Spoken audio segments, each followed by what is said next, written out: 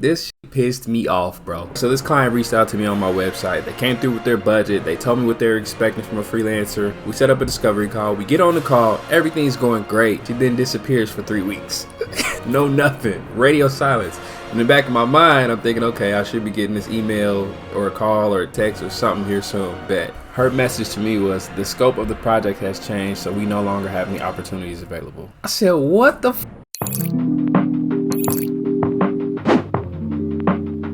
Alright, man, so quick little backstory on this client, because this shit pissed me off, bro. So this client reached out to me on my website. They was hot and ready. They came through with their budget. They told me what they were expecting from a freelancer. They were looking for someone that could do contract work for the next 3 to 6 months over multiple projects, right? I'm like, oh, that's a bet.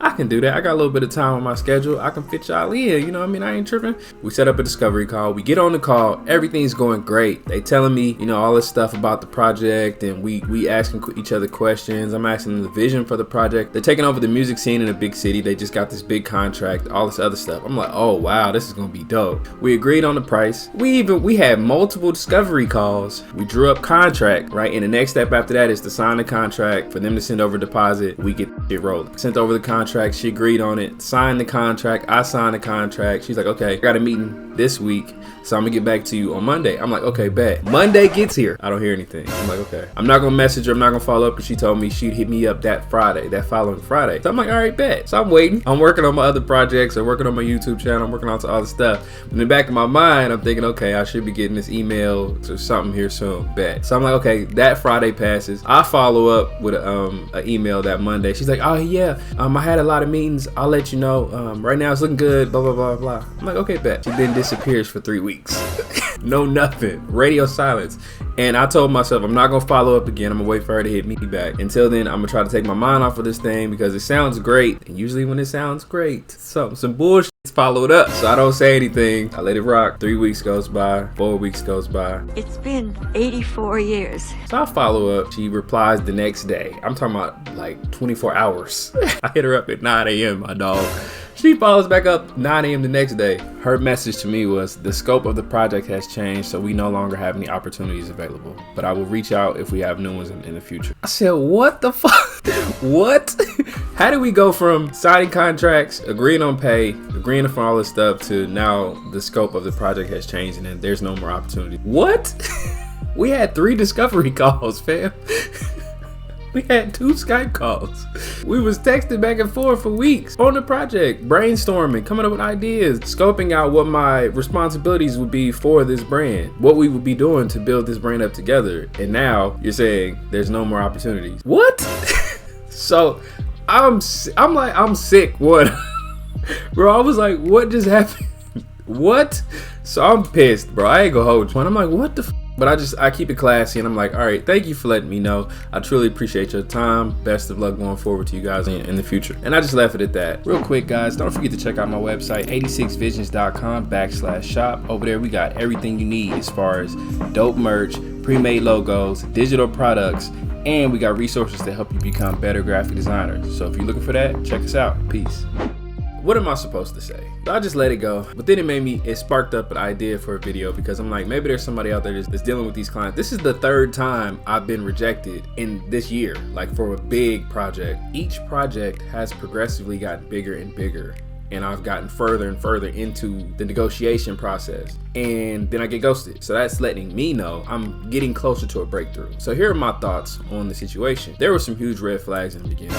Number one, the vibe was great, but when someone disappears after telling you they're gonna hit you up like a business, normally they aren't the most focused and they aren't the most organized. And that's, to me, is a red flag, because the clients that are hot and ready, there is no waiting, especially when they want to start the project the following week, like she told me. So I was like, you disappear for a week, then you disappear for another 4 weeks. You were supposed to start the project on the 26th. At this point, it's May 5th. What? So that didn't make sense. Number 2, the lack of consideration. You know, didn't bother to reach out and give me updates. You know, after we was going back and forth in the text, and it's a very safe space. It's a very open space for you to communicate and let me know what's going on. If you can't work with me, that's fine. Let me know though, so I don't hold space for you, or I don't move projects for you. Might move projects out the way for you. So that was a lesson for myself. Don't ever do it. Next time somebody come in, I ain't holding space. If you don't sign up that day, you out of here.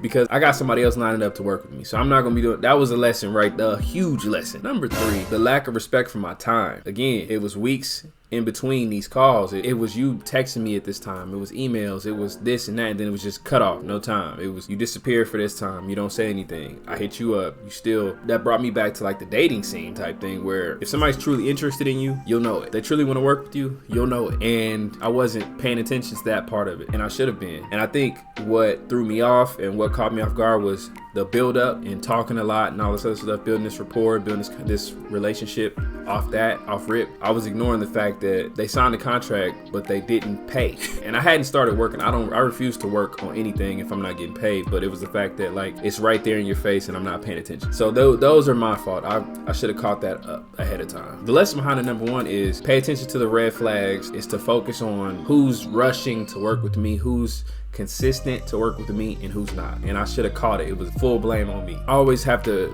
think about it like this. Everybody doesn't think the same way that I think, in a sense that I'm a loyal person. If I say I'm gonna do something, I'm gonna do it. It's already done. You ain't gotta think about it. But everybody's not like that. I have to realize that everybody isn't a straightforward communicator. Everybody isn't a good communicator, and everybody doesn't care about your time. They don't care about what you got going on, whether it be bills, family, etc. They just don't care. It ain't got shit to do with their life. So those are more lessons for me to learn on this freelance journey. And I've always known these, but like, I'll go months without them being prevalent. Like, it won't matter because I'm working with people who actually love working with me. So it's like those rare occasions where I catch one and they slip through the cracks and they just, here's another lesson that you forgot about. You know what I mean? So I had to look deep in myself and see, okay, what am I rushing? If I'm putting the importance on something that really shouldn't be that important, then it's making me feel rushed. It's making me feel like I'm going out of my way for somebody who's not. I can't do 75% and they only do 25. It'll never work. We need balance. It needs to be 50-50, 100-100. So that was another lesson. My plan going forward, continue to do what I've been doing, continue to focus on growing my brands, growing my YouTube, growing myself, focusing on myself, and focusing more on this channel. I've been inconsistent, but that's going to be changing going forward. I've been doing some research and doing some backstorying and looking at myself on the channel and seeing how I need to be more for you guys. So going forward, every Tuesday, every Thursday, you get a video. I know I said that before, but I'm in a better place right now. I'm in a great place. As you see, your boy glowing, your boy that lost 52 pounds this year. Shout out to me. If you got anything from this video, I hope you did. This is a quick little rant. It's not really structured like that. I just wanted to get this off my chest, man. So I appreciate the support. Thank you guys for watching. Thank you for making it this far. If you got something from it, share this with a family member or friend, and I'm gonna holler at y'all on Tuesday. Peace.